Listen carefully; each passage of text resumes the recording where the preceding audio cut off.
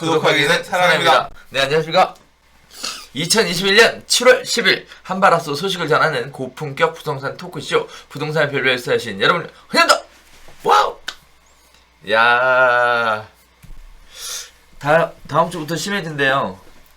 그래서 다들 마음이 좀 위축되는 그런 느낌이 있는데 부동산 시장은 안 그런가요? 부동산 시장도 위축되는 느낌이 나는 좀 드는 것 같은데. 예전에는 그 코로나를 뚫고 가서 전고점을 계속 찍었는데 지금도 정보점들은 나오고 있는 것 같은데 그 숫자가 좀 제한적인 것 같고 막 지금 불이 붙어 있는 시장 자체는 조금 지역에 따라 다른 느낌이 확연히 드는 것 같아요. 아, 그래요? 예, 뭐 7월부터 지금 대출 규제가 빡세졌는데 사실 누구에게는 규제가 심해진 거지만 누구에게는 완화잖아요. 그렇죠. 7월부터 이제 가계부채 관리 방안 시행되는 내용 중에 DSR 적용하는 부분이랑 네. 더불어서 이제 무주택자들한테 LTV 10% 정도 그러니까 대출을 조금 더 해줄 수 있는 근거. 그래서 그 방안이 나왔을 때도 원래 얘기했던 게 그거잖아요. 그게 되면 소득이 좀 높아서 DSR 여분이 있는 무주택자 네. 이런 분들은 10% 늘어나는 부분 때문에 움직일 만한 여력이 있고 생겼죠. 또 근데 이게 그게 가격이 딱 정해져 있기 때문에 그렇죠. 예, 그 범위 가격대에 있는 그러니까 특정 지역 서울에서는 이제 중하위권 면적으로 따져서 그렇게 크지 않은 집들 그 가격대에 맞는 집들에 제한적으로 좀 수요가 갈 가능성이 있고 또는 이제 그거에 해당되는 수도권 지역들. 네. 근데 딱 보면 지금 거의 그 정도인 것 같아요. 그러니까 되게 고가 주택들이 많은 또는 뭐 중고가 이상의 주택들이 있는 곳들은 거래가 많지는 않은데 뜨문뜨문 신고가는 나오고 있는 상황이고 뭐 지난주 그래서 우리 얘기했던 게 39억 8천 얘기했었잖아요. 맞아요. 네, 그런 것처럼 아직 그렇게 확 불이 붙는 느낌은 아니지만 뭐 지난주에도 얘기했던 또는 이제 제가 생각하고 있는 올해 하반기 7월 이후의 흐름은 결국 이사철이 결국은 핵심이 아니겠냐. 그러니까 6월 달에 어떤 그런 패닉 바잉 이런 거는 없고, 지금 이제 여건이 되는 분들이 매수해 나가는 흐름이라고 하면, 막 매수가 달려드는 그런 모양새는 아직은 아닌데, 네네. 일단 가을에 전세 이사철이 오면서, 그렇죠. 예, 전세 가격이 어떻게 움직이느냐에 따라서, 아직 지금 결정 못하고 있는, 주저하고 있는 수요층들이 어떻게 움직일 거냐, 향방이 나오면서, 매매 거래량이 올라가든, 그 어떤 지금 그 흐름이 서울 전체적으로 퍼지든 아니든 이런 부분들이 좀 나뉘지 않을까 싶어요. 그리고 맞아요. 또 네. 오늘 뭐 기사거리로 하나 이제 읽을 내용으로 얘기 준비했지만 또 올해 하반기의 빅 이슈 7월, 10월, 11월, 12월 네 번에 걸쳐서 이제 3기 신도시 사전 청약이 시작되잖아요. 이제 그거 기다리시는 분들 같은 경우는 사전 청약 어떻게 잘 대응해서 내 이름 도장 찍을 거냐 이제 이것들 다들 준비하실 거라서 그런 부분들도 올해가 한 3만 개 정도 나오거든요. 사전 청약 물량이 7월 당장 다음 주에 15일 날 지금 영상이 나가는 시점 기준으로는 이번 주일 것 같은데 4,400호 정도 나오는데 이제 그 부분도 좀 변수고 근데 생각해보면 진짜 올해 분양 물량이 별로 없어요. 분양이 진짜 꽉 잠긴 것 같아. 그래서 통장 쓰려고 기다리셨던 분들은 원래 없었잖아요. 사전 청약도 사실 짜는 거잖아요. 그렇지 지금. 진짜 이거라도 좀 갖고 와서 그러니까. 뭐 그런 거지 뭐. 요새 부동산 시장에 또 다른 재밌는 게 하나 있어요. 증여 관련된 문의들이 오고 있어. 또 열차 증여해? 떠난 지가 언젠데 지금. 증여는 작년 7월에 했어야죠. 작년 아니 더 재밌는 거는 뭐냐면 하시라 그렇게 얘기를 했는데도 불구하고 안 된 거지. 이제 상황이 에이 뭐 괜찮겠지 뭐 설마 그렇게 되겠어. 이거 피부적으로 느끼시나 봐요. 지지난주부터 증여 상담이 계속 오고 있습니다. 네. 증여 취득세 그러니까 우리는 10몇 프로짜리를 내고서 그러니까. 한단 말이야. 그래서 이제 생각한 게 그거예요. 증여세하고 양도소득세하고 비교해서 무엇이 더 클 거냐에 따라 그거는 양도세가 엄청 크니까. 그러니까 결정을 해야 한다라는 개념인데 아니 뭐 늦게 사신 분도 있어서 네 해야 한다라는 개념인데 아무튼 뒷북 차고 이렇게 뒤에 막차 타시면 어려워요. 이제 열차 떠났어 지금. 다시 세울 방법이 없습니다 사실. 시기가 너무 중요하다. 그러니까요. 그래서 시점과 시기가 굉장히 중요한데 안타까운 일들이 생기고 있습니다. 자, 그러면 첫 번째 소식부터 본격적으로 시작해 보도록 하겠습니다. 자, 3기 신도시 사전 청약이 16일부터 시작된다고 합니다. 문제는 뭐 시세보다 수억 원 가량 저렴하다 해서 기대감이 높은 것 같은데요. 인천, 위례, 성남, 의령, 남양주 등 1차 4,300가구 공급을 시작한다고 합니다. 자, 현재 상황을 한번 보면요. 지금 여러 종류의 3기 신도시 사전 청약 관련 기사가 있는데 이거를 조금 정리를 해보면 두 가지로 요약을 할 수 있을 것 같아요. 하나는 팩트, 그리고 또 하나는 앞으로의 예상일 것 같아요. 이 팩트하고 예상을 잘 구분해보면 예측도 좀 가능할 것 같은데요. 자, 일단 팩트부터 보겠습니다. 2018년 9월 3기 신도시 공급 계획을 발표한 지 2년 10개월 만에 처음으로 입주자 모집을 시작합니다. 청약 물량은 3, 4인 가구가 살기에 적당한 전용면적 51제곱미터부터 74제곱미터로 구성됩니다. 신혼 부부에게 배정된 물량이 많아 내 집 마련을 꿈꾸는 20, 30대의 뜨거운 관심이 예상되고 있는 상황입니다. 자, 이제 예상인데요. 정부는 이번 사전 청약 관련해서 이런 이야기를 더불어 예상을 했어요. 올해 안에 3만여 가구, 내년까지 6만 2천 가구를 청약하겠다. 1차 청약 지역은 인천, 계양, 성남, 복정 1, 의왕, 청계 2, 남양주, 진접 2, 위례 등 5곳 이고요. 인천, 계양은 3기 신도시고 나머지는 중소규모 공공택지를 의미합니다. 자, 그 다음에 이제 분양 가격인데요. 자, 그림에서 보시면 분양 가격에 관련된 부분이 나와요. 인천, 계양의 경우 전용 59제곱미터 분양가는 3억 5천만원에서 3억 7천만원 수준으로 책정될 전망인데요.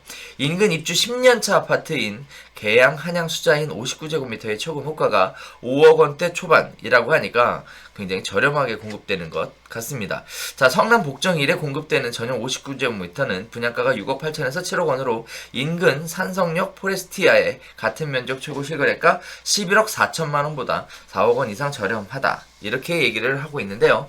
보시는 것처럼 인천, 계양의 주요 타입과 추정 분양가, 의왕, 청계 2의 주요 타입과 추정 분양가, 남양구, 진접 2의 주요 타입과 추정 분양가, 위례 그리고 성남 복정 1 각각 지역마다 타입하고 분양가가 나와 있는 상황인데 인근 시세보다 저렴하다는 게 포인트겠죠. 자, 팩트는요. 신혼부부 특화의 특징을 가지고 있습니다. 청약에서 눈여겨봐야 될 부분이 신혼부부 물량이 많다는 것도 도대체 얼마나 많냐. 올해 공급 물량 중 1만 4천 가구가 신혼부부에게 우선 공급이 주어지는 신혼희망타운이라고 하고요. 나머지 1만 6,200가구 중에서도 30%가 신혼부부에게 특별공급 형태로 배정된다고 합니다. 신혼희망타운과 특별공급을 더하면 전체 물량의 62% 무려 18,860가구가 신혼부부에게 돌아간다고 해요. 자, 이거에 관련된 예상도 여러가지 나오는데요. 이후에도 뭐 다양한 분양을 한다고 해요. 자, 그런데 팩트하고 예상을 가지고 보면 지금 현재 이게 과연 앞으로 예상대로 잘 추진될 수 있을까에 대한 생각을 한번 해보실 필요가 있겠는데요. 관련된 팩트 드립니다. 결정적인 문제가 있어요. 신도시 예정지역의 토지 보상이 순탄치 않다. 입주 일정이 수년 밀리면서 청약 난민이 생겨날 가능성이 있다. 희망 고문이다. 뭐 이런 얘기들이 나오고 있습니다. 내용을 들여다보니까요. 애초 정부는요. 청약 전에 토지 보상을 끝낸다는 계획이었어요. 하지만 3기 신도시 중 토지 보상을 마무리한 곳은 단 한 곳도 없습니다. 가장 속도가 빠른 하남 교산도 전체 사업 부지 중 20%에 대한 보상 여부를 결정짓지 못했고요. 당장 며칠 뒤에 청약하는 인천 계양의 보상률은 60%에 그치고 있습니다. 남양주, 왕숙 등 일부 지역에선 토지주들이 현장 조사를 거부하면서 강하게 버티고 있는 중이고요. 3기 신도시 토지 보상이 아직 마무리되지 않은 점, 토지주들이 보상 협의 자체를 거부하는 점, 따라서 보상 작업이 지연될수록 실제 입주 시간까지 걸리는 기간은 늘어난다라는 사실을 갖고 있습니다. 자, 토지 보상이 지연되는 이유는 토지 보상금이 주변 시세에 비해 지나치게 낮고 보상 과정에서 내야 하는 세금 부담도 크다라는 것이 그 이유인데요. 토지 보상에 필요한 조사는 서류만으로도 가능하지만 사실은 현장에 확인해서 방문을 한 다음 감정평가를 하도록 되어 있습니다. 즉 토지주의 협조가 없으면 무한정 늦어질 수 있다라는 건데요. 인천 계양의 지작물 보상률은 19%로 토지 보상률의 3분의 1도 채 되지 않는다고 합니다. 자, 또 하나의 팩트가 존재하죠. 과거 예약제를 도입했던 보금자리 주택입니다. 2012년 12월에 예약을 받은 경기도 하남 가밀 스위시티 B1구역은요. 작년 7월에 본청약을 진행했습니다.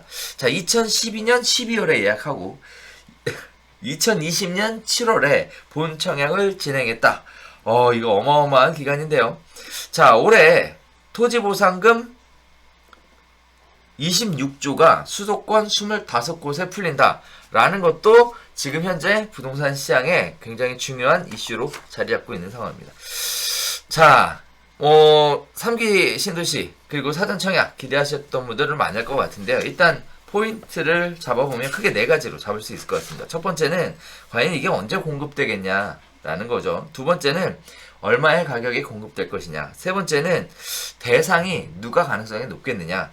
마지막으로 네 번째는 그래서 어떻게 청약 전략을 짜는 게 좋겠느냐. 이렇게 4가지로 요약해 볼 수 있을 것 같은데, 자, 선생님 어떻게 보셨습니까? 사전청약. 일단 네. 사전청약 드디어 한다. 드디어 한다. 드디어 한다. 2021년 하반기 최대 화두. 네. 화두 중에 하나는 3기 신도시 사전청약 한다. 네. 사전청약 하면서 이제 세간의 관심도 생길 거고, 아 이제 오는구나 기대감도 좀 생길 것 같은데. 네. 근데 7월은 처음인데 물량이 제일 작고요. 네네. 10월, 11월, 12월에 물량이 제일 많아요. 그리고 조금 생각해서 보셔야 되는 게 이게 3기 신도시만 있는 게 아니라요. 이 3기 신도시 말고 공목택지들도 다양하게 많이 있잖아요. 맞아요. 포함해서 하는 거예요. 그래서 나오는 사전청약 물량이 신도시 물량만 있는 게 아니라 그런 소규모 택지들에 있는 물량들도 포함해서 올해 나올 거다. 그래서 이게 뭐가 문제냐면 예를 들어 복정 이런 데 좋잖아. 네네. 좋죠. 네. 청약하고 싶어. 맞잖아. 근데 이게 성남이잖아요. 네. 당해 100%일 거예요 아마. 의왕 청계이도 아마 당해 100%일 거예요. 무슨 소리냐면 이게 아주 큰 신도시 같은 경우는 나라에서 신경 써서 졌잖아요. 이게 66만 제곱미터 기준이거든요. 그래서 거기는 공급을 할 때 지역 우선이 30%만 있어요. 짓는 거에 30% 정도만 그 지역 사람들한테 배분을 하고 20%는 경기도에 배분하고 네. 근데 남는 50%를 가지고 서울 사람도 들어갈 수 있게끔 이 당선자를 정하거든요. 당첨자를. 그러니까 그게 있는데 소규모 택지들은 애초에 개발할 때 그 동네 사람들한테 주택 공급하려고 개발한 택지니까 외부에 연결을 안 하는 거야. 외부에 열지 않는 거예요. 지역 1순위랑 비슷한 거지. 그러다 보니까 이 되게 알짜라고 생각했던 택지들 넣어봐야지 기대했는데 과천 그 주암 같은 경우도 12월인가 뭐 있는데 그거 넣어볼래요? 서울 아는 분이 얘기를 하더라고. 그거 아마 과천 그 위치가 어디냐면 그 과천의 코스트코 그 양재 코스트코 옆쪽이거든요. 앞에 보면 정비하고 되게 좋은 땅인데 네. 거기 넣어볼까 해. 서울 사람 거기 안 될 텐데 이제 이런 식으로 이게 좋은 택지들을 같이 묶여서 나오지만 그런 식으로 당해로 빠진 물량들이 있기 때문에 조금 잘 선택을 해서 넣어야 되는 부분이 하나가 있고요. 그러니까 나는 아예 기회가 없는 경우가 있을 수 있으니까. 그다음에 그러면 이제 이런 다른 지역 사람들도 좀 넣어볼 수 있는 물량이 본격적으로 풀린 데는 주로 3기 신도시라고 얘기하는 큰 네. 크게 조성하는 단지들인데 그 물량들은 지금 7월에는 계양 하나 있고요. 2차에도 하나 있어요. 2차에 교산이 일부 있고 아마 2차가 교산인가? 그리고 3차에도 하나 있고 그다음에 4차에 대부분 몰려 있어요. 그래서 그런 시기 조절도 잘 봐가면서 좀 가능성인데 그러니까 이게 이 당첨 전략을 되게 잘 짜서 이게 공급하는 물량들도 그 택지만 있는 게 아니라 이게 굉장히 여러 곳이 나오다 보니까 산만하면 되게 많을 것 같은데 실제로는 택지별로 그러니까 이 택지지구에 있는 사업지별로 뭐 1000세대, 몇백 세대, 천몇백 세대 이런 식으로 그렇게 많지가 않아가지고 네. 하나하나 보다 보면 마치 저거 같아. 대학교 수시 같아요.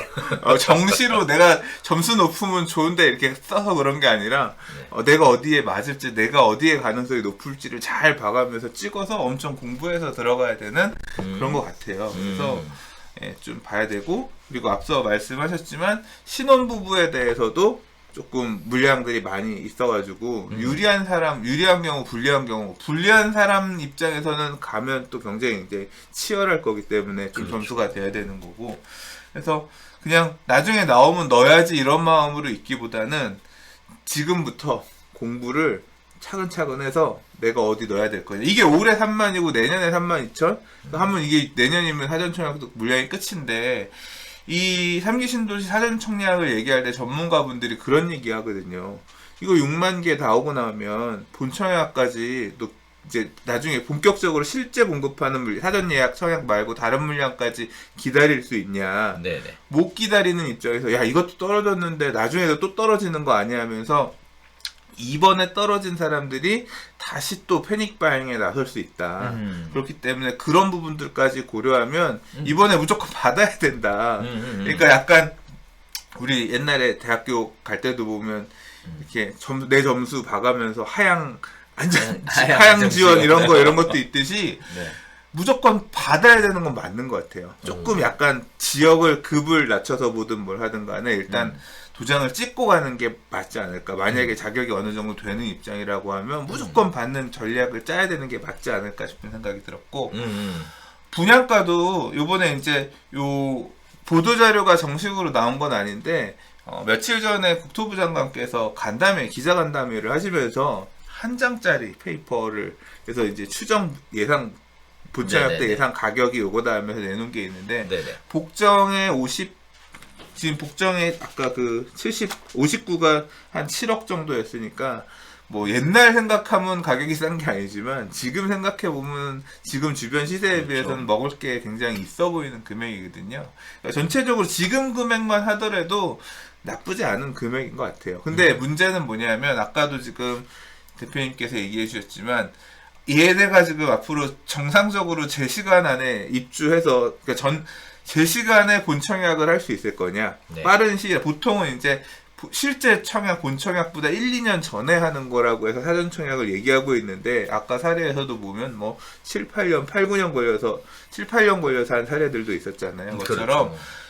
다른 사유 때문에 늦어지지 않았으면 하지만, 근데 이제 중요한 건 뭐냐면, 결국은 지금 사업이 지연되는 사유는 토지 보상이라든가 이런 부분에 대해서 갈등이 있다 보니까 늦어지는 건데, 맞아요. 사업 지연 리스크에 따라서 토지 보상가가 만약에 좀 더 높아진다거나 비용이 높아지게 되면 분양가는 지금 더 앞으로 높아질 수도 있단 말이에요. 그러니까 이번에 사전 예약으로 받는 거 말고 나중에 나오는 애들 있잖아요. 민간 물량들 이런 것들 같은 경우는 아무래도 이 공공 물량들보다는 분양가가 더 높아질 수 있단 말이에요. 그래서 그런 부분들도 고려하면 지금 받을 수 있을 때 빨리 일단 도장을 찍고 가는 게 맞지 않나 싶어요. 그래서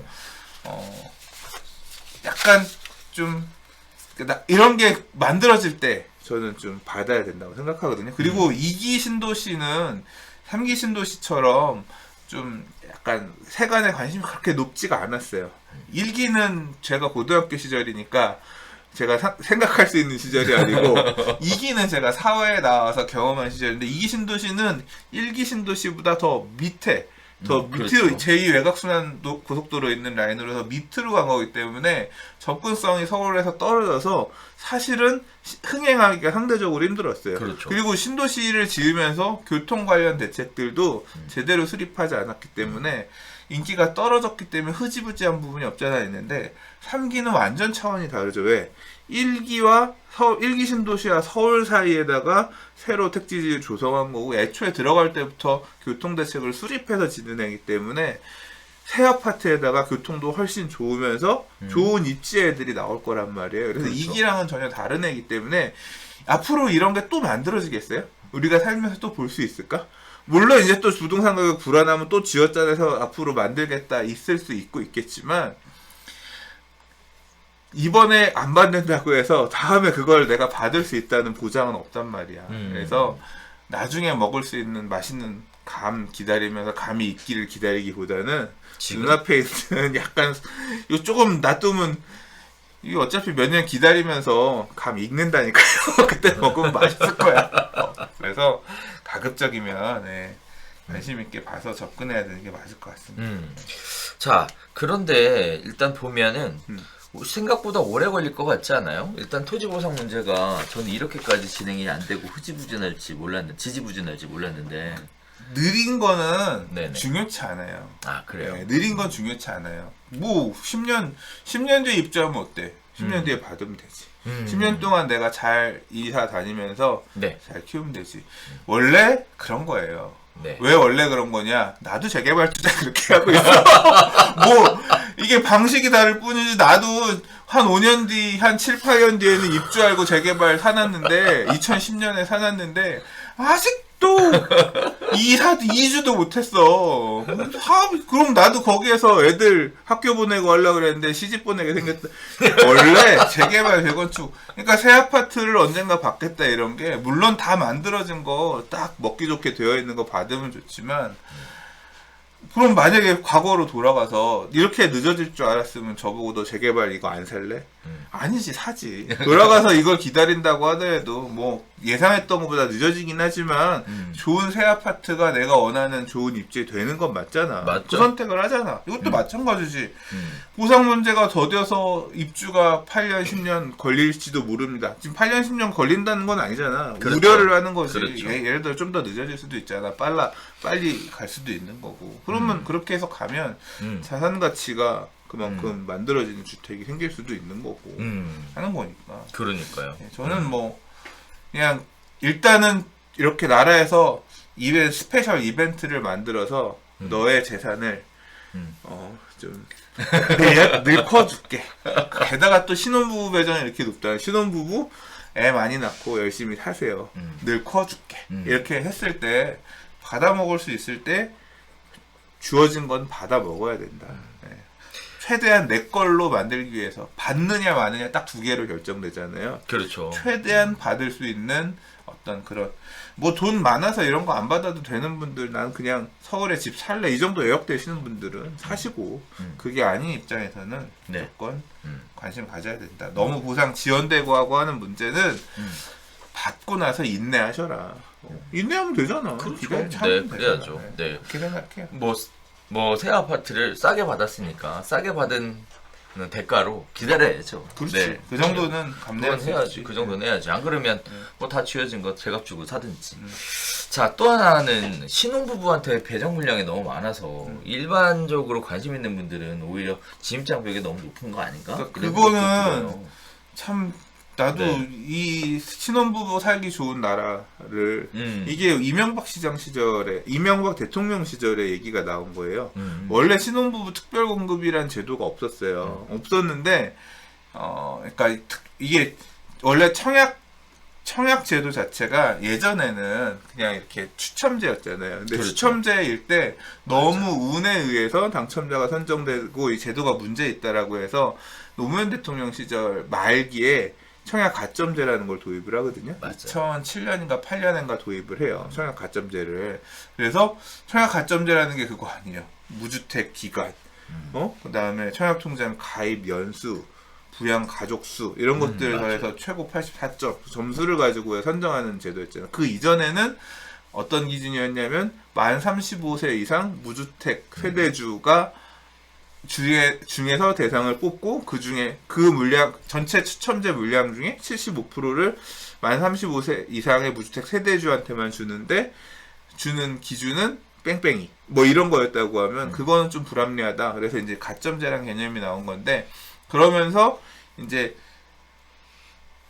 있다 보니까 그거 제도를 한 1년 정도 유지를 하다 보니까 무슨 문제가 생겼냐면 신혼부부는 집도 받지 몰란 말이야. 이 제도에 의해서 신혼부부는 집을 받을 수 있는 방법이 없는데, 그래서, 그러면 자녀도 이게 인구 감소 문제도 인구 감소 있고, 문제 그래서 그러니까, 신혼부부 특별공급 자녀 있는 신혼부부들을 위한 신혼부부를 배려하기 위한 이 특공을 만들어야겠다라는 이걸 갖다가 대통령 선거 때 공약으로 내세웠어요. 그래서 공약으로 내세웠던 거를 그 이후에 이제 반영을 해서 만들었던 거거든요. 근데 지금 이제 아이를 출산율 감소 이런 부분들을 얘기하다 보니까 지금 사실 이 신혼희망타운이라고 하는 신혼부부 특별공급의 기준들을 보면 결국은 이게 거의 이 가점 가지고 이 당첨자를 정하는 건데 이게 아이를 얼마나 많이 낳느냐, 배 임신 이것까지 봐서 가는 거기 때문에 이제 그런 부분들이 많이 있는 거죠. 네. 그러니까 이 나라 일꾼들을 많이 거의 그런 것 같아. 이게 옛날에는 그 제도 중에 그런 게 있었대요. 이 청약 당첨되는 기준이 옛날에는 이렇게 아이를 많이 낳는 게 아니라 나 애를 못 낳아요. 이 수술했어요. 불임 시술했어요. 아 맞아. 예비군도 면제해주고 뭐. 그때는 우선 하는 기준 자체가 무주택이면서 네. 그거를 받아갖고 오면 맞아. 그 확인증. 그래서 그거 기준으로 1순위, 2순위, 3순위, 4순위 뭐 해외에서 근로를 하고 온 사람한테 우선순위 주는 것도 있고 그랬는데 그때는 저는 애를 가질 수 없으니 집을 주세요 였다고 하면 지금은 우리가 애를 많이 낳아서 있으니 애국하고 있으니 집 주세요 뭐 이런 기준으로 지금 바뀐 거지. 시대상을 참 반영하고 있는 거죠. 그래서 뭐 불합리한 요소라고 볼 수도 있지만 나라가 생각할 때는 지금 주택이라고 하는 거는 이렇게 자녀를 많이 어린 자녀들을 많이 부양해서 우리나라 국력에 이바지해야 되는 이런 계층에게 더 주는 게 맞다고 생각했기 때문에 제도를 이렇게 바꾼 것 같고 그런 것 같아요. 옳은지는 모르겠어. 근데 아무튼 유불리함은 제도가 이렇게 만들어졌으니 그 제도하에서 받아먹을 수 있는 분들은 잘 받아먹으셔야지. 자, 그다음에 또 하나는요. 일단은 많은 분들이 궁금해하실 것 같고 저도 잘 모르는 부분이라 사전 청약을 하잖아요. 그럼 이제 청약할 때 금액이 있을 거 아니에요. 그게 본 청약할 때도 확정인가요? 지금 아마 안 정해졌을 거예요. 그렇죠. 예. 네. 그러면 결국은 본 청약할 때 궁극적으로 얼마의 분양가에 청약을 하느냐가 결정이 되는 거잖아요. 왜 그러냐면은 조금 일단 제가 개인적으로 볼 때는 진짜 인천 계양에다가 59제곱미터를 이 금액에 분양할 수 있어? 라고 보면 솔직히 얘기하면 저는 좀 현실적인 떨어진다고 보거든요. 너무 싸다는 거죠. 택지 조성 원가에 거기다가 건축 원가. 지금 건축 원가 엄청나게 올라가고 있잖아요. 건축비가 지금 엄청 오르고 있죠. 그렇죠. 그런 부분은 약간 그러니까 그 가격보다 조금 오를 수 있다고 생각해서 접근하는 게 맞겠죠. 근데 지금 사실 하긴 시간이 많이 지났다. 시간이 많이 지나서 네. 다산 진접 이런데 공공분양 같은 경우에 전용 84가 3억대 초반 분양했었거든요. 아 그래요? 네. 그러니까 그렇게 십몇 년 전은 아니 한 몇 년 전으로 돌아가면 저 서울 안에 내곡이나 뭐 이런데 얼마였는데. 그렇죠. 네. 생각하면. 자, 그래서 일단은 현재 시점에서는 가격이 낮게 책정된 것 같아서 이게 그냥 단순하게 희망만 주려고 하는 건지 실제 이 금액에 공급을 할 수 있다는 건지는 퀘스천입니다만. 그러니까 공공분양이니까 좀 싸고요. 민간은 이거보다 훨씬 비쌀 거고요.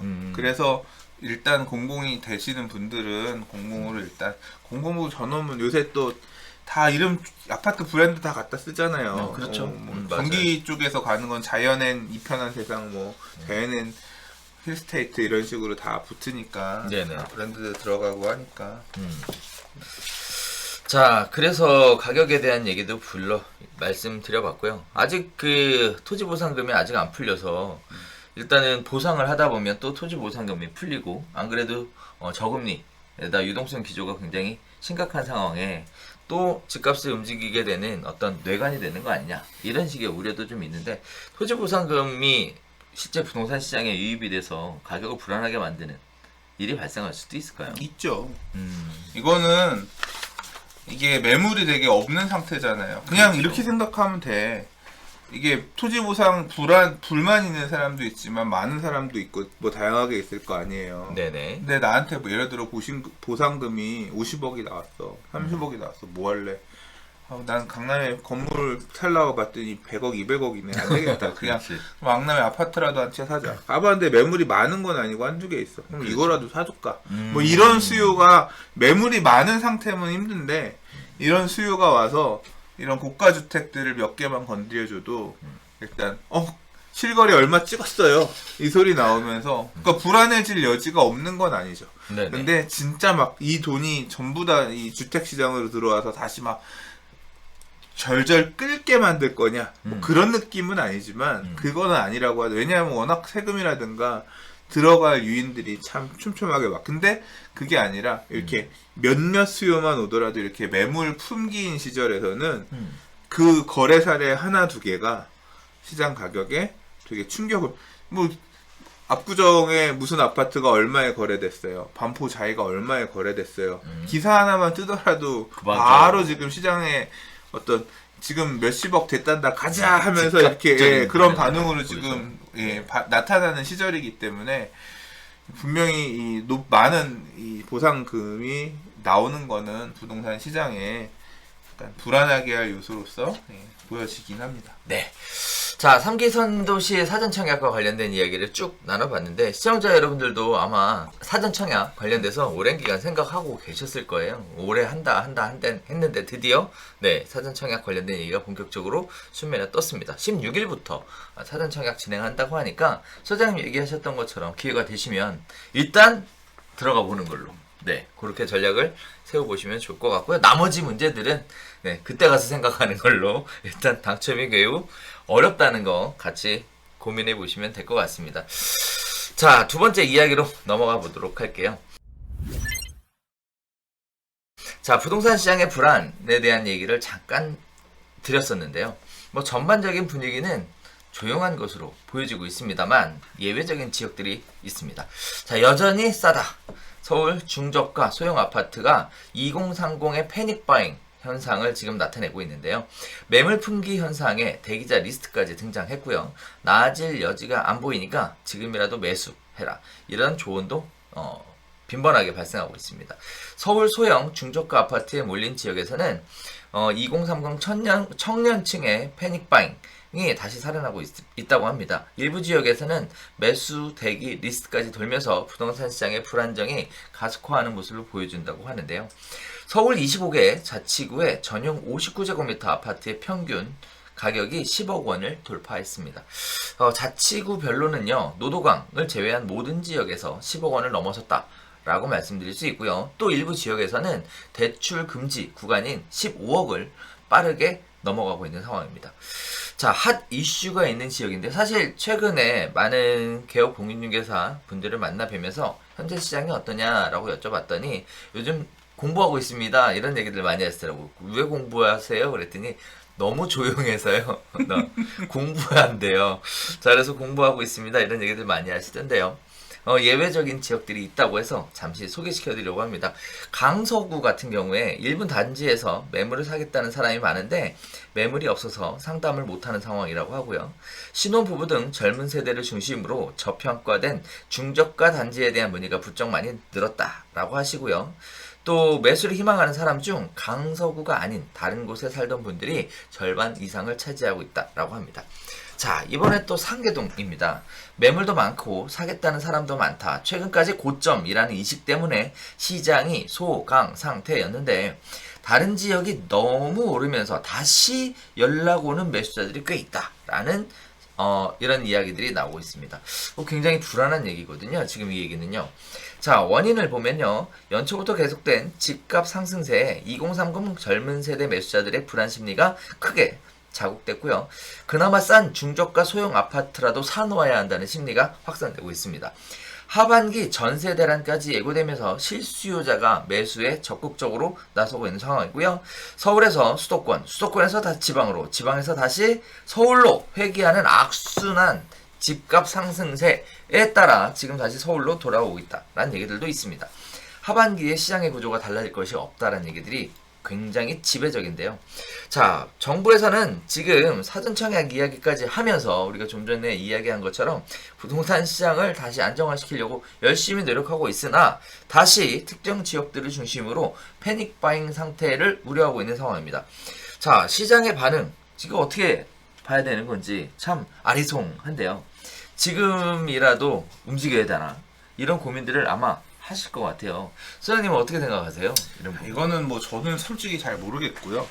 얘기들을 전달하는 것밖에 없을 것 같아요. 그러니까 그렇죠. 이 적어도 앞으로 더 오를 것 같아요는 뭐 지난 몇 년간 매일 들어왔던 얘기잖아요. 맞아요. 네. 그러니까 지금 내년에 올해보다 더 올라 있으면 지금 산 게 맞는 거잖아요. 네. 자, 그럼 지금 이 패닉 바잉하고 이 패닉 바잉이란 단어도 지금 몇 년 된 것 같아요. 맞아. 지금이 패닉이면 그때는 무슨 패닉이야? 어? 그러니까 결국 그 시절에 몇 년 전에 2, 3년 전에 패닉 바잉 하셨던 분들은 아이고 그때 내가 패닉 일으키길 잘했네 그런 생각일 거고 결국 뭐 앞으로 장이 어떻게 갈 거냐 이 시장을 봐가면서 판단하는 건데 네. 지금 매수하시는 분들은 몇몇은 뭐겠어요. 결국은 지금 사전청약 얘기도 나왔지만 아 저건 우리 축제가 아니라 남의 축제야. 나랑은 상관없어. 나는 저기 갈 수 없어. 뭐 자격이 안 되거나 또는 그 삼기 신도시에 있는 그 입지들은 뭐 나한테는 별로 맞지 않아. 나의 어떤 생활 반경이랑은 안 맞아. 이런 그렇죠. 수요들이 지금 이제 그냥 요번에 대출 조금 풀렸으니까 나는 지금 살 수 있는 거니까 기회가 왔을 때 지금이라도 일단 도장 찍고 가자. 앞으로 떨어지더라도 어쩔 수 없어. 뭐 더 오르면 좋겠지만 이제 그 정도의 마음가짐이 있으신 분들이 네네. 이제 말 그대로 또 고삐를 조여서 이번 텀에 도장 찍고 가려는 움직임이라고 보거든요. 네네. 이제 그런 상황이라고 생각하시면 될 것 같습니다. 근데 뭐 그런 얘기들 해요. 어떤? 우리나라 부동산 가격이 내년 내후년에 어떨 거냐. 사실 그런 부분이 있거든요. 우리나라가 부동산이 이제 더는 안 오른다. 끝났다. 막 이제 이런 어떤 공포감이 있을 때는 부동산 문제에서 출발한 공포감이 아니었어요. 제가 과거를 돌이켜보면 IMF 때는 우리나라 경제가 망했다. 부동산은 끝났다 이런 얘기가 아니지. 우리나라가 이제 뭐 거의 이제 경제가 기업들이 박살나는 네. 그래서 기업들이 해체되고 그러니까 막 결국 힘들었죠. 그래서 빅딜들하고 그러던 시절이었고 네네. 2008년 금융위기도 사실은 부동산 가격 폭락은 어떤 그 시절에 나타났었던 여러 가지 증상 중에 하나지 메인은 야 미국에서 큰 은행들이 다 무너지는데 우리나라라고 별 수 있겠냐 우리나라 그렇죠. 뭐 그런 공포감들이었잖아요.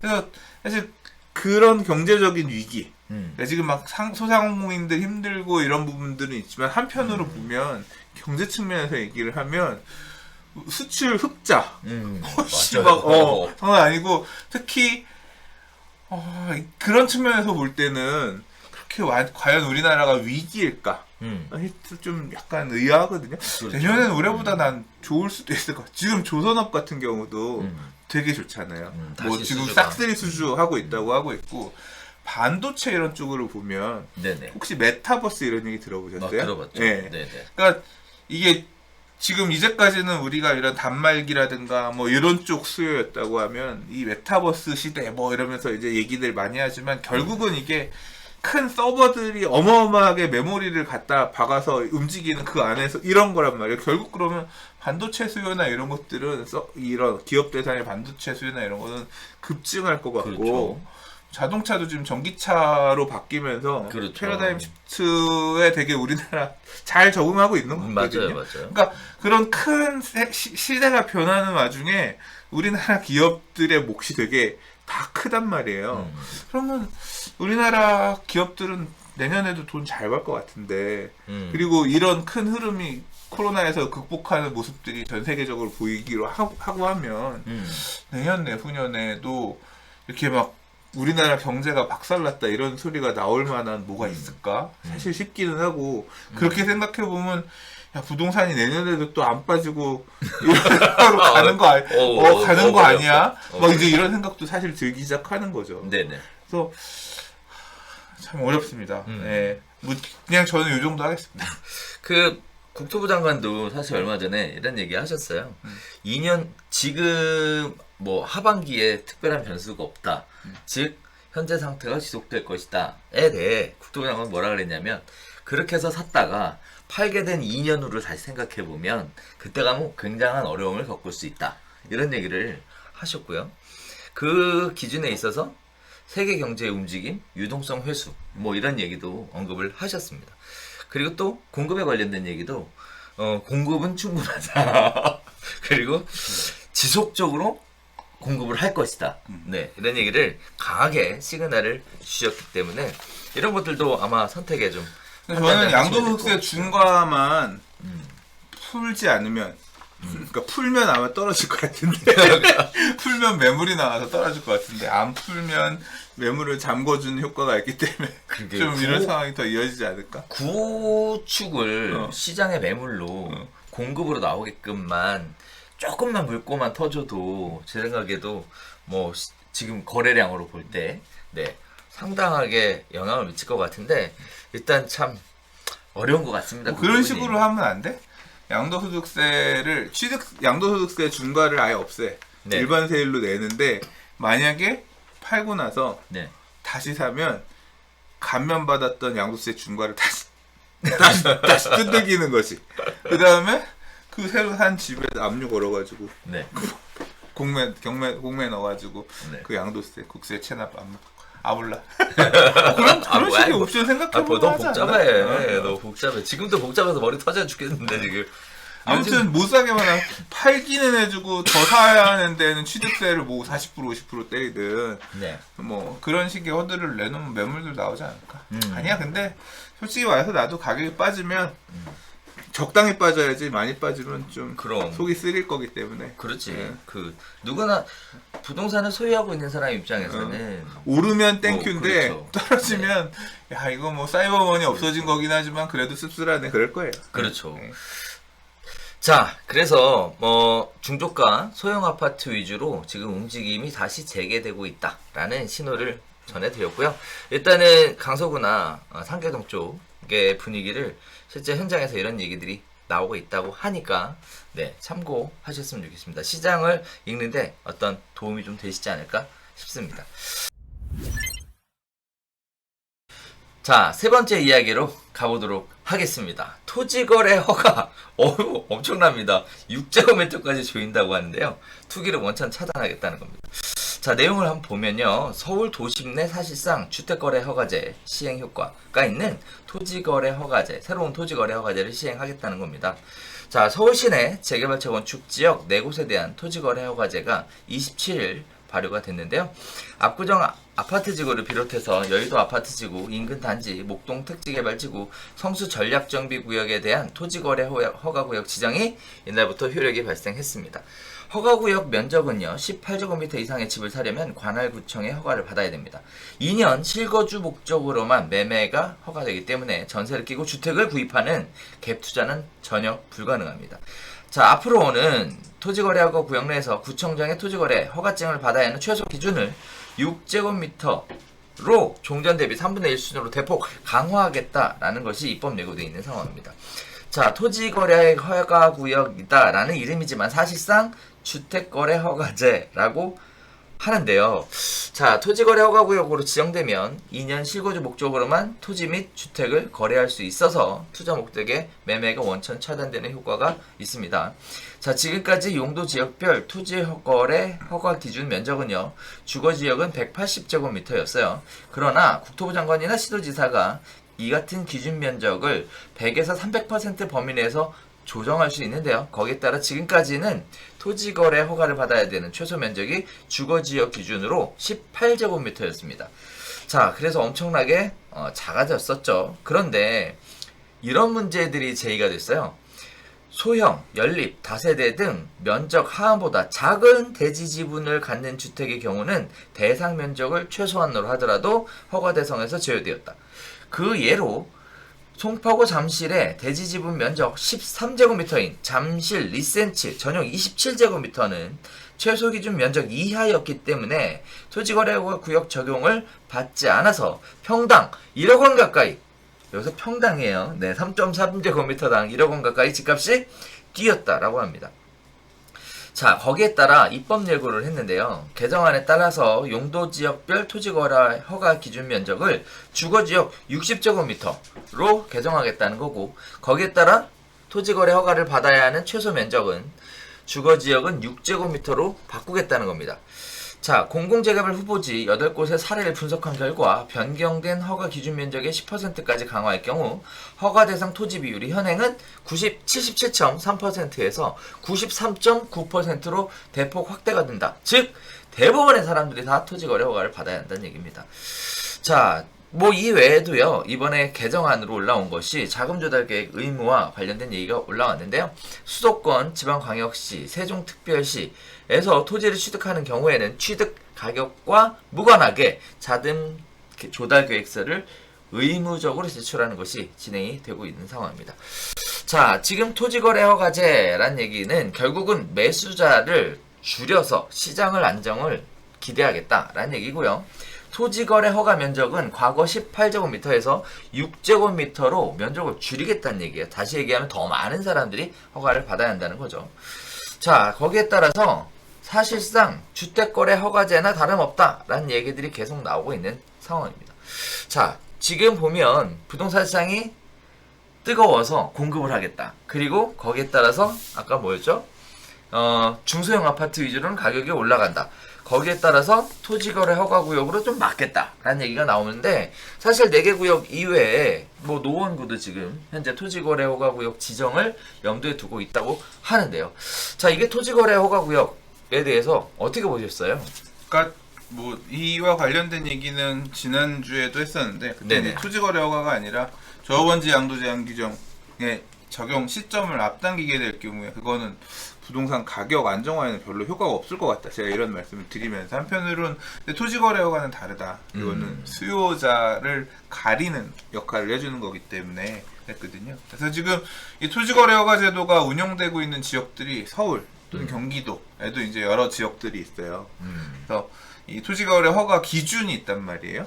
기한을 정해놓고 그 기간 내에 그 적용되는 면적에 해당되는 토지를 낀 부동산을 거래할 때 구청장 허가를 받아라, 이런 기준이거든요. 네. 그게 이제 보통 이 주거지역 같은 경우는 18제곱미터 이하. 그러니까 반대로 내가 이 토지거래 허가구역 안에 있는 소형 주택을 매수하는데 그 주택에 딸려 있는 대지 지분이 15제곱미터다. 그럼 18제곱미터 미만이니까 토지거래 허가 없이 사고팔고 가능했던 거죠. 그래서 상대적으로 보면 토지거래 허가를 안 받아도 되는 물건들은 허가 없이 사고 팔 수 있으니까 기존의 유주택자들이 조금 더 가격이 높더라도, 그러니까 허가를 안 받아도 되는 프리미엄을 일종의 주고 사고 팔고 했던 거예요.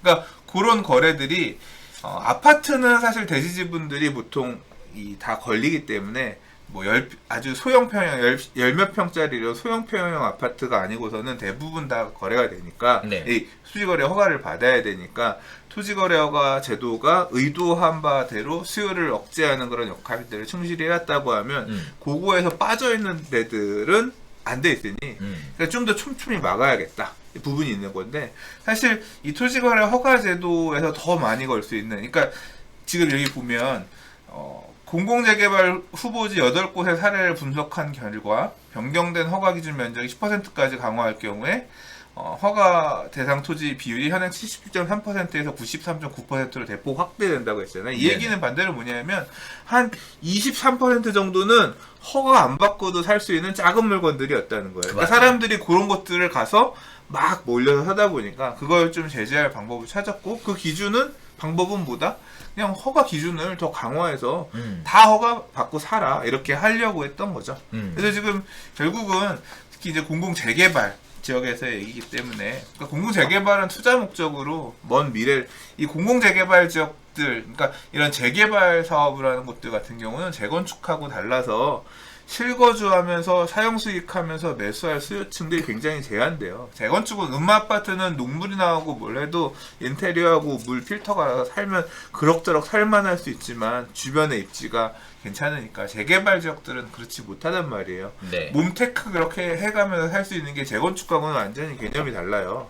그래서 그런 가수요를 털어내는데, 그러니까 공공재개발 사업에 투자하려는 수요층들의 가수요를 이런 식으로 털어내겠다. 그 방법으로 토지거래 허가 기준을 강화하겠다. 네, 뭐 그렇게 지금 결정했다고 보면 될 것 같습니다. 네. 사실 15제곱미터라는 것도 18제곱미터라는 것도 사실 뭐 5평이 채 안 되는 거잖아요. 대지집은 5평을 깔고 있는 주택이다 라고 얘기하면 아마 상상들 가실 것 같은데요. 제가 또 사실 드리고 싶은 얘기가 6제곱미터, 이게 2평이 안 되는 거잖아요. 2평이 안 되는 대지지분을 깔고 있는 주택이 과연 있을까? 거의 없죠. 그죠? 네. 그 주택으로는 사실상 불가능하다라고 봐야 되고. 옛날에 잘 쪼개놓은 원룸 이런 거 있으면 네. 가능하지 않을까 싶네. 그래서 두 가지 얘기하고 싶은 첫 네. 번째가 뭐냐면, 사실 그 주택을 빌라를 지을 때 대지 지분을 호수별로 배정을 할 수 있잖아요. 네. 근데 그 배정의 기준이 사실 임의 배정을 할 수 있거든요. 근데 이런 부분들이 또 그 일정 부분에 사람들한테는 악용될 여지가 있을 것 같아. 그 다음에 또 하나는 그 대지 지분을 안 깔고 있는 우리가 흔히 얘기하는 뚜껑이라고 얘기하죠. 네, 이런 것들은 이 허가 대상이 아니라는 거. 거기에 따른 프리미엄이 또 가세돼서 붙는 거 아닌가 이런 생각도. 그럼에도 불구하고 네. 빠져나갈 구멍은 있다. 늘 언제나 있더라. 네. 무허가 물건들 같은 경우는 토지 거래를 안 하는 게 아니라 건물만 거래하는 거고, 건물만으로도 분양 대상자가 될 수 있으니까 네. 뭐 그런 것들로 사람들이 또 가는 게 있을 수 있고, 빌라 그렇죠. 쪼개기를 할 때 대지 지분을 6제곱미터 미만짜리로 쪼개놓은 물건 몇 개에다가 대지를 왕창 깔고 있는 거 물건 하나에서 쪼개놓은 물건만 비싸게 판다. 그거는 투자용. 그렇게 하실 분들이 계실진 모르겠지만 알아서 돈 많이 버십시오. 그러니까 모르겠다. 말이에요. 네. 네. 자, 그래서 지금 정부에서는 투기를 차단하는 얘기들이 계속 나오고 있습니다. 아까 지난주에 우리 별별수다 할 때도 조합원 진위 양도 규정 관련된 얘기도 나왔고요.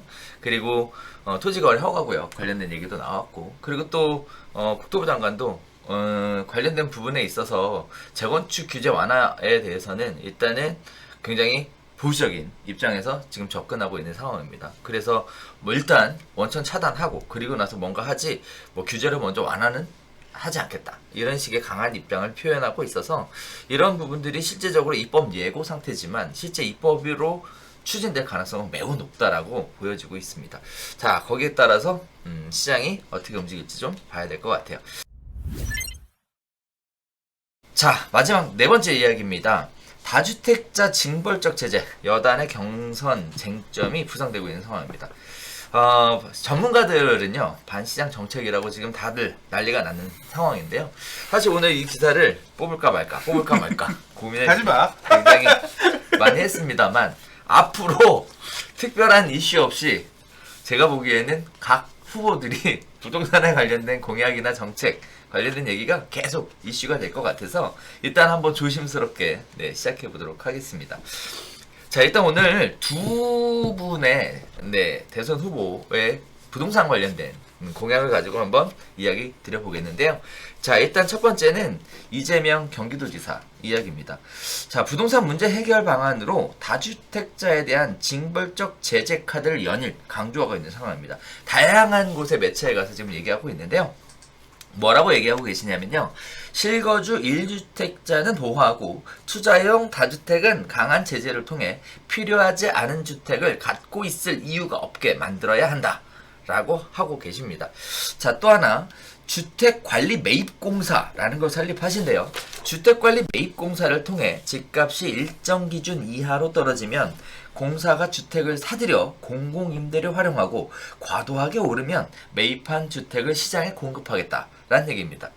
자, 투기 수요에 비해 현 정부가 추진해온 규제 수위를 한층 더 강화하겠다라는 취지인데다가 필수와 비필수 부동산을 나누는 기준인 실거주용이라는 개념 자체가 굉장히 모호하기 때문에 현실적으로 적용 자체가 어렵다는 비판이 나오고 있는 상황에 부동산만큼은 시장 경제를 인정하지 않겠다는 것이다, 이런 이야기가 나오고 있습니다. 자, 나중에 실거주할 계획이 있어도 시장 상황이나 자금 사정 등에 따라 미리 사서 전월세를 놓고 있는 경우가 있지 않냐. 자, 그런데 이렇게 해버리면 이삿날 집을 사라는 것과 다름이 없지 않냐, 이런 이야기들이 나오고 있는 상황입니다. 자, 두 번째 후보님은요, 이낙연 의원인데요. 이낙연 의원은 땅 부자 증세는 불가피하다, 토지 공개년 3법을 발의하겠다라는 얘기를 하셨습니다. 토지 공개년 3법이란 택지 소유 상한법, 개발이익 환수법, 종합부동산세법을 대표 발의 추진하겠다는 건데요. 뭐 다음 주 중에 한다 그러니까 아마 곧 가시화가 될 가능성이 높습니다. 자, 토지는 후손들에게 물려줄 국민의 공공재산이다. 그러나 상위 10%가 토지를 독점해 천문학적 토지 이득을 누리고 있다. 토지의 가치 상승은 국가가 대부분 투자하는 도로, 지하철 등 사회 인프라 구축 때문이다. 따라서 토지 이득을 소수가 독점하는 것은 공정하지 않고 정의롭지 않다라는 토지 공개념 개념을 다시 꺼내 갖고 오셨습니다. 택지 소유 상한법은 위헌 판단을 받은 바가 있었는데요.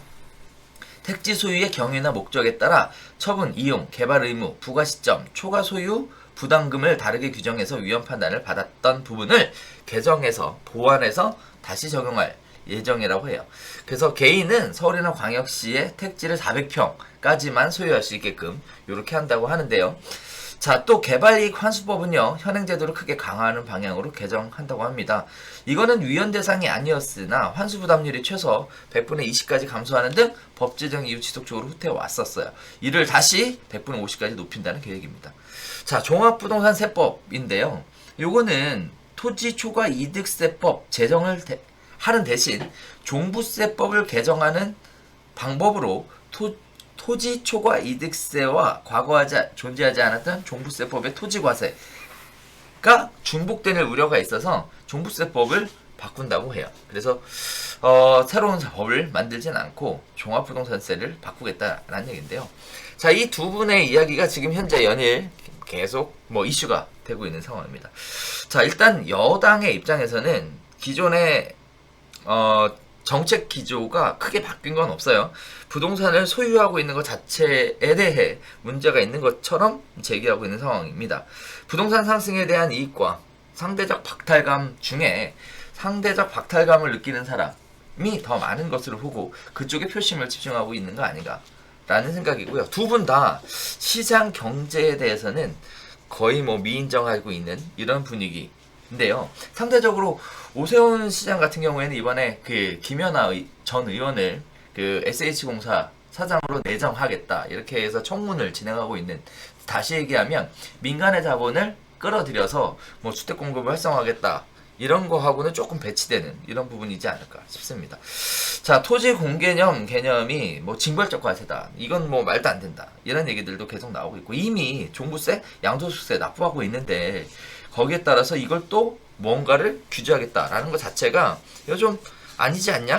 시장 경제를 해치는 거 아니냐? 아니, 시장 경제 자체를 인정 안 하겠다는 거 아니냐? 이런 식의 이야기들이 나오고 있는데요. 일단은 부동산만큼에 대해서는 시장 경제를 인정하지 않겠다라고 보는 시각이 맞는 것 같습니다. 지금 보면은. 자,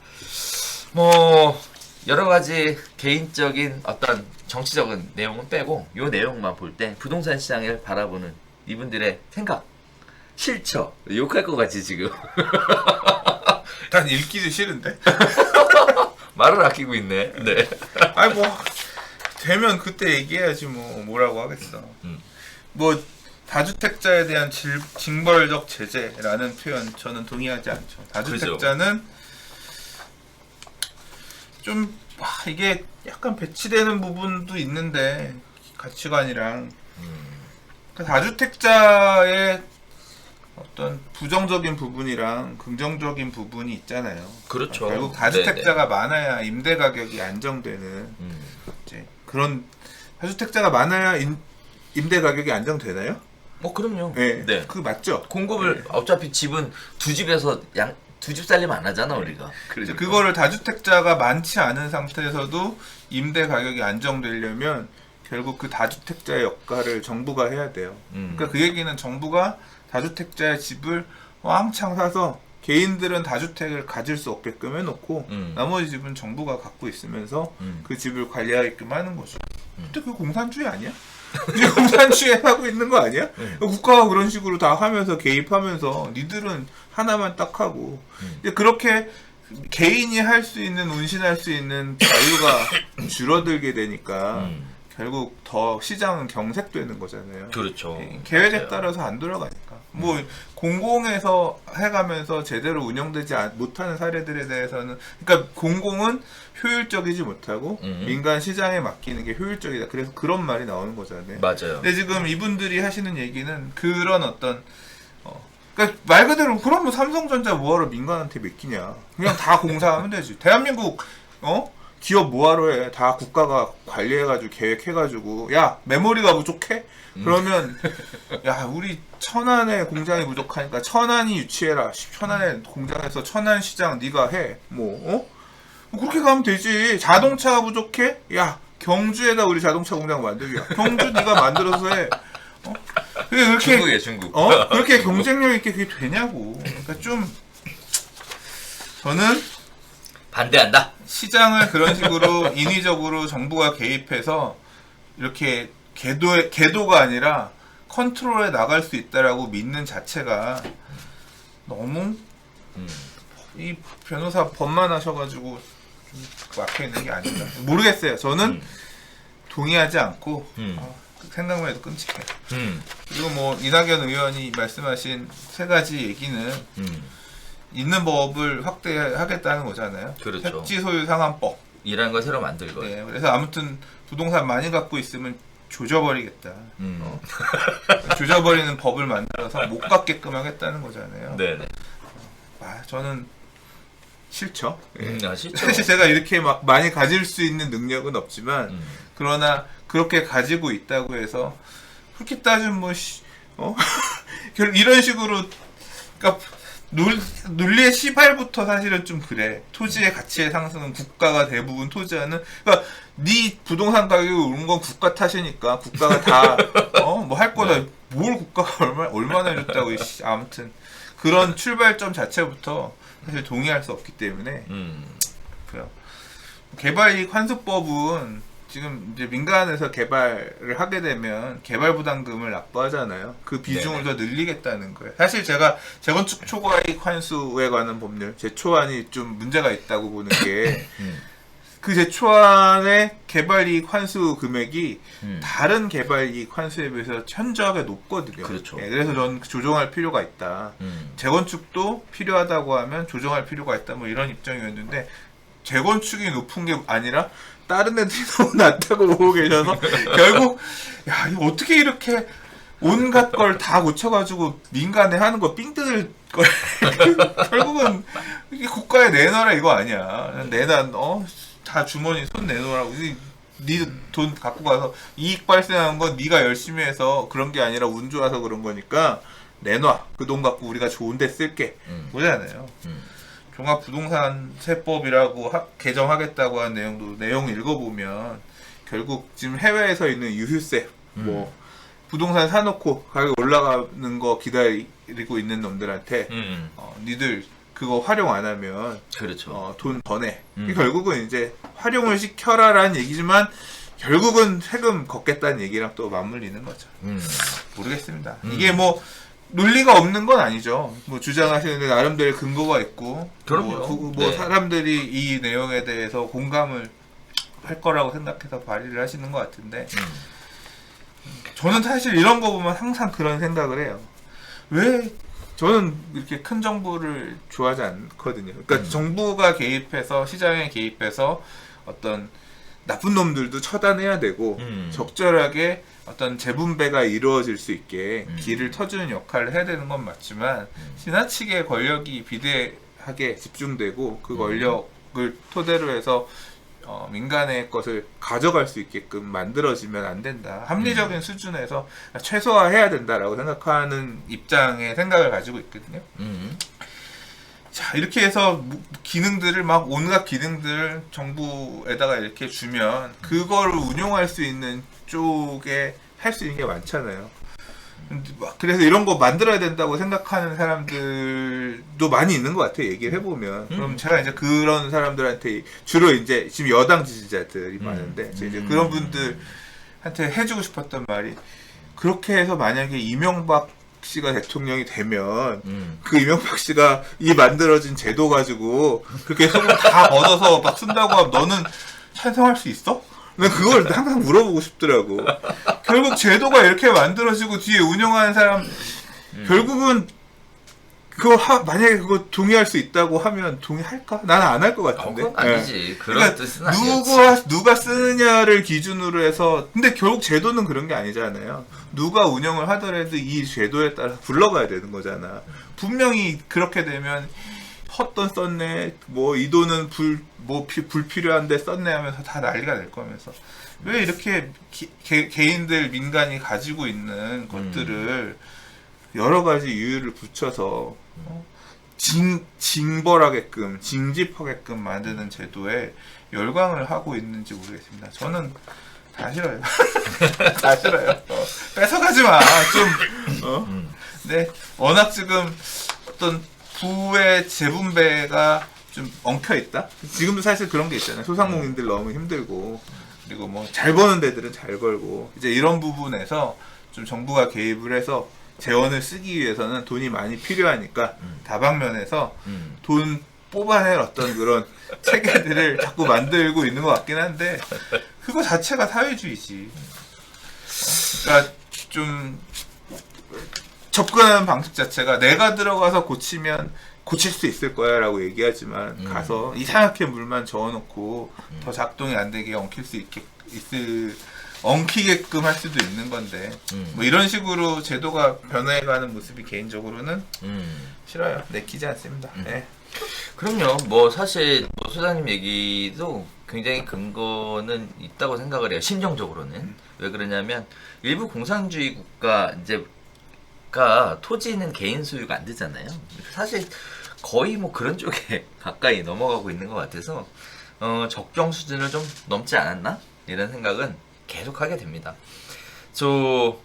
이런 부분들이 앞으로 계속 나올 건데 결국은 이제 궁극적으로는 선거라는 걸 또 하게 될 거고 다양한 후보들이 부동산 시장에 대한 다양한 정책이나 해법들을 내놓게 될 텐데 과연 어느 쪽 방향으로 흘러가게 되는 거고 그리고 또 국민들은 어느 쪽 방향의 내용들을 지지하게 되는지 이런 부분들은 한 번쯤 지켜봐야 될 부분인 것 같습니다. 그래서 오늘 꼽아봤는데요. 나의 의견은 중요하지 않아. 안 중요해. 소장님 의견 국민들이 어떻게 생각하느냐가 중요한 거고 그럼. 그런 모든 부분을 포함해서 선거를 통해서 대통령이 정해지는 거고 그 대통령의 정책 의중에 따라서 정책이 만들어지고 또 국가가 앞으로 5년 흘러갈 거기 때문에 그럼 우리는 상황에 맞춰서 또 이렇게 또 잘 이렇게 피해 나갈 건 피해가고 이렇게 떨어지는 건 잘 받고 이래야지. 각자 잘 살아남아야죠. 그럼요. 네. 그런 차원에서 말씀을 드려봤습니다.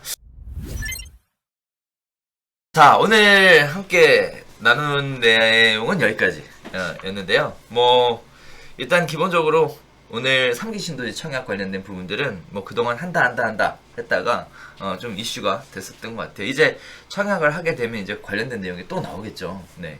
그래서 내 집 마련 목마르셨던 분들은 놓치지 마시고 이번 청약 기회를 꼭 한번 잡아보셨으면 좋겠습니다. 선생님 오늘 어떠셨어요? 오늘 마지막에 내가 괜한 얘기를 했나? 또 그래 좀? 괜한 얘기를 했나? 왜? 각자 개인의 의견인데 뭐 그건 누구나 의견은 다 다른 거니까. 다음 주엔 별별 수다 못해요. 아 그래요? 휴가 갑니다. 걱정했는데 서울은 4단계인데 수도권은 4단계인데 수도권만 4단계인가 봐. 그래요? 밑에는 아닌가 봐. 그래서 휴가 그렇군요. 갈 수 있지 않을까? 심각해지면 안 되는데 지금 그래서 취소해야 되나 막 그랬는데 수도권만 4단계 이미 뭐 발표가 됐잖아요. 하겠다고. 수도권이니까. 근데 그건 아시죠? 그 지방에 있는 분들이 서울하고 수도권에 있는 분들 내려오는 걸 좋아하지 않습니다. 관광지로 가니까 관광지는 환영해 주겠지 뭐. 그래요. 네.